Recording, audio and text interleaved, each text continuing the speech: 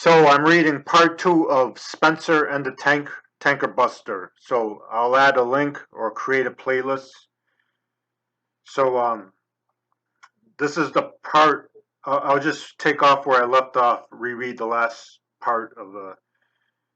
So the war came and gone, and Falmer was one of the few survivors, but he still felt as though he had died because everyone dear to him was gone. He looked at the charred, pleading hands of his family's corpses, not believing that these same malformed inanimate appendages once held his own. But he got over his trauma to a degree when he chose to believe the half-truth, that his community was a crazed cult, and that the government was just trying to save kids like him from their malicious influence.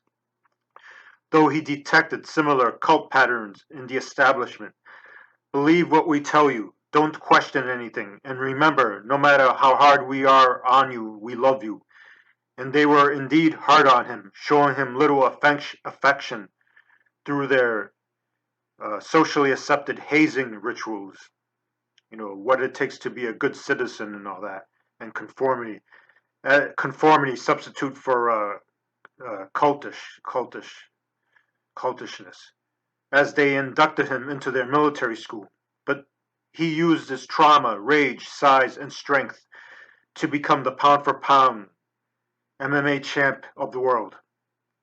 Falmer knew there was no such thing as divine will, only massive, well organized force.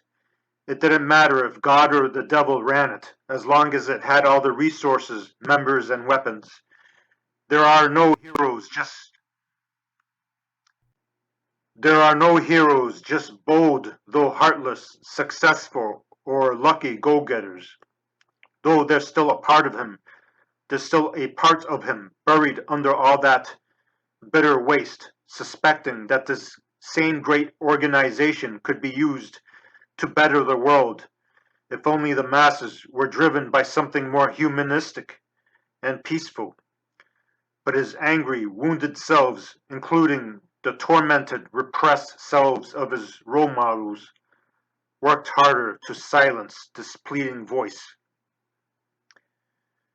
So silence a voice pleading for closure. So why should Falmer take it easy on anyone? He took his poundings from the pros, and he persevered. So what that Spencer is too small and skinny for him? He wants to fight, then show him what it's about. Break his nose, jaw, and ribs. It's not against the rules. Even if he gets permanently injured, that'll still be nothing compared to what Falmer went through, who hasn't truly smiled from the heart in who knows how long. If anything, he thought he'd be doing Spencer a favor by thrashing him. If he wants to dream, then I'll knock him out. Spencer and Falmer stepped into the ring. Just as they were about to touch gloves, a flashing light from nowhere blinded Tank. But this was no regular nuclear explosion. It was a spiritual implosion, erupting through the doubts, lies, and excuses. Tank foresaw the future. Spencer had walked into a buzzsaw, and his puffy pink gloves and anemic muscles were bloodied and shredded. Tank Tank grabbed Spencer gently by the shoulders and pushed him gently out of range, even more gently out of range. Tank still had his workout clothes on. He put on his gloves and inserted his mouthpiece. Falmer was pleasantly surprised that this liar was finally man enough to face him. Time froze and everything became so unified that the bell rung. Tank charging fearlessly at Falmer because he was an obstacle to the greater truth, no longer a mere foe. In the past, Tank ducked challengers because he wasn't sure if they were his enemies or opponents for that matter. Now he fought furiously and tirelessly because he was loose. He used to tighten up because the trainers and critics insisted that he learn this skill and master that technique. Work at this pace or else they'd imply he was a loser. Thus, by conforming, he'd be restricting himself. The meditative, it's funny, I just got a type, from a notification saying as I was reading this. That's why I hesitated. The meditative and forceful states became one, as Tank kept beating Fulmer to the punch, while sidestepping his speedy charges and sneaky right-hand leads. It was like walking upright in a windy storm. You didn't let the chilly raindrops or freezing winds disrupt your focus. Tank had to be a different kind of weapon in order to deal with this human war machine. Tank was a studded chain linking the deadliest axes, maces, whips, swords, daggers, clubs, iron bars, and spikes. He thrusted out straight punches and kicks in the manner of swords and daggers, lashed out jabs and open palm shots like whips and spears, and whirled out roundhouse blows like axes and clubs. And when in close, he'd crush him with the studded hydraulic presses that were his elbows, forearms, and trunk. When hitting in combination, he'd join these weapons together, forming a kind of deflecting, slashing, pounding sword shield apparatus. So literally, his weapons, considered the extensions of the warrior, had many armies in themselves within them. So imagine having weapons with armies and weapons within them, unfolding many armies within. Tank neutralized his speed simply by exaggerating its velocity. Tank imagined that he was stuck in concrete, and Fulmer's strikes and rushes were even faster than bullets. This enabled Tank to both beat him to the punch and hit the tiniest openings as soon as he removed the imaginary obstacles. So to those who think, how does he have time to think all this? Because of all the meditation and deep thinking he does. It just took his deeper consciousness has taken over, which I think masters in martial arts and all that try to install. Your deeper consciousness just takes over. And the illusion of slowing time down and dreaming and altered states and all that in war. And Tank bridged the gap between the various ranges and rhythms by using reverse psychology. When he wrestled and grappled, he moved in as if to punch, thus going inside better positioned and balanced. And he moved in as if to wrestle when he punched, which allowed him to parry counter punches. And when he threw long range strikes, he acted as if he were firing short punches, which prevented him from overreaching while moving in. And when he threw short punches, he acted as if throwing long, thus filling his foe's fleeting space. Tank also flowed from one move to the other merely by being aware of his mistakes. He'd crouch down after hurling a hook, seeing another field of possibilities. It wasn't a matter of which move to choose, but a variety of what to counter with. Then he'd elbow his knee and shoot back up with uppercuts and so on. When Fulmer tried to pummel him with anvil punches, Tank's hands became ropes, entangling his booming momentum. When Fulmer's hands became ropes, Tank turned his limbs into barbed wire, slashing and mashing his lashing hands. And when Fulmer became barbed wire, tying him up into bloody knots, Tank tore them open with hooks. When Fulmer was iron, Tank was acid. When Fulmer chopped down at his palms, Tank parried and deflected. When Fulmer deflected his chopping, he smashed him in the inside with his body like some great hammer. It wasn't enough to physically and tactically hold off Fulmer. Tank looked deep within the source of all human conflict in order to deal with the present one. That negative space being alienation and repression. He felt the pain, fear, and misery of many victims. He looked even deeper into their hearts, finding ways to cope with Fulmer's assaults. Whenever Tank got cornered, he felt the hopelessness of a shunned outsider. But when he embraced a stranger, claiming him as his own brother, that outside world no longer became a gaping hole for the unfortunate few to slip through. He fulfilled his long-forgotten dreams, whatever they were, merely by treating him with respect and dignity. Thus escaping that battered ring post was nothing compared to restoring the outcast's sense of self. As Fulmer stepped up his attacks, seemingly on the verge of overwhelming him, Tank found the patience and focus necessary to neutralize his relentless assault by taking out time for the elderly. He made the grief-stricken old woman forget about her past, to get over her regret about not making the right choices by giving her precious time, which expanded her ever shortening lifespan. So a rebirth before death.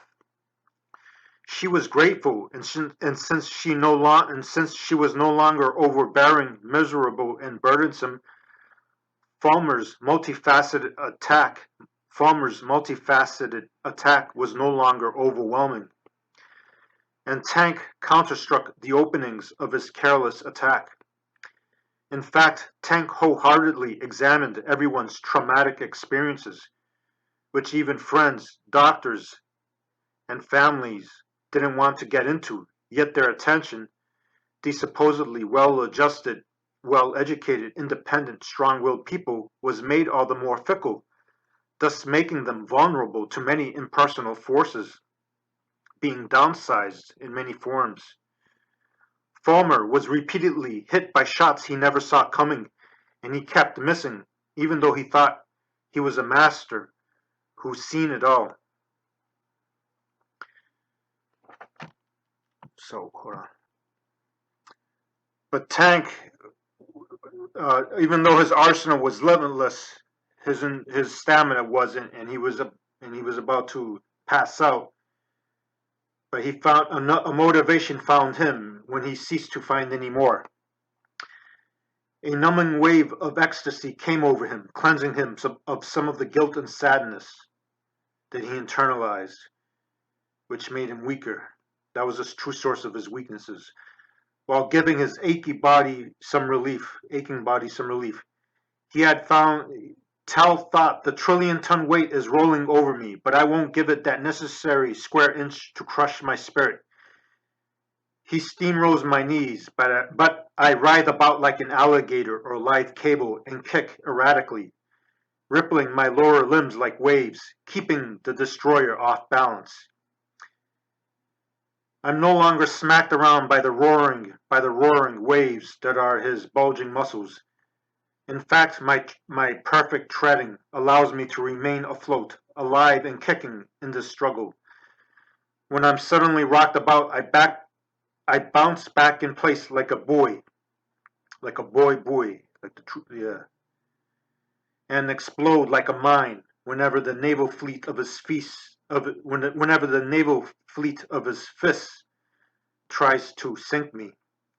Even the rampaging tidal waves propel me into counterattacking positions, adding all the more to my strikes. So I can propel the secret weapon at the right moment. We finally separate and rise to our feet from the grapple. We exchanged with desperate fury, but I broke the tie. Tank broke the tie when he imagined that he had mammoth cinder blocks dangling off his shoulders, being catapulted by his swiveling waist. The concrete blocks turning into supercharged whips in mid-flight, then turning back solid upon impact. So,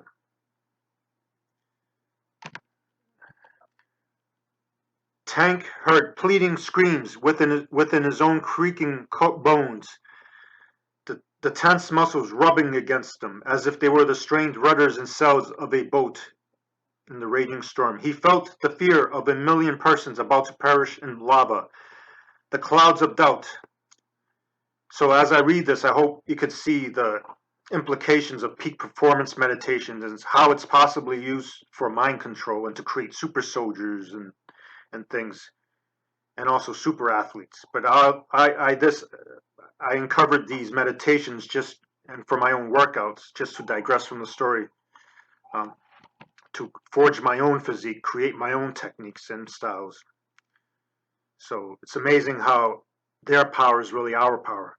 So going back, the clouds of doubt, the winds of fear, and the intimidating hellstorm flooded his inside world. But he breathed in and out as if to manipulate the winds, alter the weather, and the blazing sun of courage which rose from his heart to his brainstem dried everything up. But Falmer's torrid pressure turned this warm area into a humid desert. Tank went from nearly drowning to being suffocated. So when Tank was rocked shot after shot, when he was about to fall and give in to the pain and fatigue, he was supported by a million loving hands. So he attracted innumerable lost souls from purgatory. They sensed an opening. Those who've caressed their mortally wounded loved ones. So he recruited the best healing souls, those who've caressed their mortally wounded loved ones, cancer patients, mutilated survivors, and burn victims. Their loving touches and loving pleas were many more times more empowering than a drill sergeant's threatening shouts and insults. So, because that desensitizes you to further powers. People think that we're becoming soft in this generation, but actually we're becoming more sensitive to novel evolutionary stimuli for the purpose of evolving into something more powerful, godlike. But if you become too armored, like Wilhelm Reich says, you regress. You become a robot, AI, automaton, whatever. So Tank persevered in this hell ring simply by escaping the deeper torments of an inner purgatory. Tank had a vision. He saw a mangled, melted face. It was so grotesque that one could go mad just looking at it. Its curled, charred, onion ring-like nose, bulging, sagging, half-dissolved, boiled egg eyeballs, and smashed-in bones made Tank feel as if his own features could be easily rearranged. These crooked, twisted features caused his facial bones to ache. It chased Tank as Fulmer tried to corner him. Perhaps the slimy face, disfigured face, would be his own. He was fighting a double battle. He slipped Fulmer's missile-like shots while trying to get that face out of his mind. The face grew even bigger and pressed itself against his lips. Tank could just taste the crispy, gooey flesh dough, and he felt the sting of its exposed nerve endings, penetrating his flesh like white-hot needles. Tank realized he hadn't got over his fear of the worst, of being maimed and scarred for life. Tank focused and thought veins, mucus, blood, organs, and feces are all repulsive, but they're always there, only they're covered by flesh and hair. But what permanent thing can replace skin if it's destroyed or disfigured? One must immerse oneself in the sparkling, glossy darkness of one's soul, the beauty within, which, like the Milky Way, overshadows barren worlds in space. Thus shun spirits. No, I'm not sure if I got the physics of that right, but I like it. Thus shun spirits told him that there's no room in a particular heaven, can't find refuge there.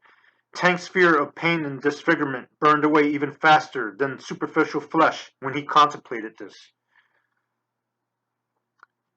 Tank's resistance, though futile, began to wear Fulmer down in another way. He saw that Tank was indeed the better fighter, but this cyborg would eventually break Tanker down. Even if Fulmer won, he'd feel like the real loser, especially when he glanced at Spencer, who had tears in his eyes, realizing that his hero and buddy was about to fail. But he was ready to jump in the ring no matter how intimidating Fulmer is. Tank had stood up for Spencer, and Spencer would return the favor, no ifs or buts. The prospect of fighting Spencer took on another reality. In his mind's eye, he wouldn't just be beating down a weaker person, he'd literally be pulling a puppy's ears, torturing it. A creature which depended on your treatment could either be a loving companion or a fearful critter, wishing for death whenever it slept. If he vanquished Spencer, would he be eliminating hope and faith themselves, which inspired and transformed a broken, demoralized fighter, one who nearly defeated him, who was probably better than him, despite his Farmer's genetic gifts, which weren't natural? Farmer's heart dropped as he unwillingly contemplated this, and his massive body sagged. A gray sky clouded his eyes, and a downpour of tears came. Farmer realized that every humiliation, abuse, and torture he ever inflicted only buried his compassionate spirit alive. In fact, being buried alive by lies, so put a K into lie, into life, take the F away from life, you get lie. Being dehumanized is just as bad or worse than humiliating, abusing, or torturing others. For preserving your identity isn't worth it if it means losing anything else, which is a kind of suicide. While Farmer felt this truth in all of its horror, Tank regrouped and unloaded a sledgehammer axe of an overhand right or left, we may never know, toppling his paralyzed body over like a tree struck by lightning. Farmer was counted out, but when he came to, he felt like he woke up from a nightmare or survived a near-death experience. He had a second chance. A crowd of hands helped him to his feet. Farmer recognized these ethereal beings as being his long-lost family and friends, supposedly vanquished in the war. They told him not to despair, that his knockout loss humbled him, and in so doing resurrected their spirits. They knew what they died for, and it was, and so now they could, it's like karma. They rose above the lies that had kept them down. They told him that they're always with him, and they'd be waiting for him. That they'd be waiting for him when he'd wake from the lucid dream that was physical life. They guided him to the ethereal blinding lights which led down to the ring. They guided him to the ethereal blinding lights which led down into the ring. He embraced his opponents, joining in their celebration as if their victory was his own, for they had freed his spirit, and he needed not explain anything because they were one. Spencer, the innocent, naive, romantic; Tank, the disgruntled cynic; and Farmer, the vengeful, hateful man-machine. This trio of unlikely friends went out for pizza. Farmer and Tank discussed their harsh experiences and shared their newly discovered dreams. They believed Spencer to be the reason for their transformation. Tank said, "Spencer, though we passed the test, we're better than this. I think you have more potential." Spencer's perpetually wide eyes began to fill with something more substantial than wonder and hope. "I think you can be a real revolutionary, Spencer. I mean, you have integrity, dignity, and your integrity and positiveness is so rich that no great assault can get you down. But I don't think that you should waste yourself by pleasing the herds. So I think you should join up with other Spencers and try to uncover the good that's in all of us, like you did to me and Farmer. I wouldn't have survived this fight." Oh, this is Spencer, Tanker talking. Maybe that's a good sign. You can't tell who's which. "I wouldn't have survived that fight if it wasn't because of you. Who knows? You may have KO'd him, not me. Rub it in, will you?" said Farmer. Tank jabbed his massive left shoulder playfully. The trio sat in meditative silence, contemplating these revelations, like monks unified by the inner cause. The holy men from holy stooges. They realized that others had to be KO'd in a sense, succumbing to the greater force in order to get in touch with their repressed better selves. that better self that trainers try to unearth through dispiriting training. For the higher self is mostly buried by ego, pride, and deception. The three fighters stepped out of the pizzeria, which overlooked the towering city. They were ready to share their insights with the very swarming crowds that used to look so imposing. From the hilltop. From the hilltop, the city was within their reach.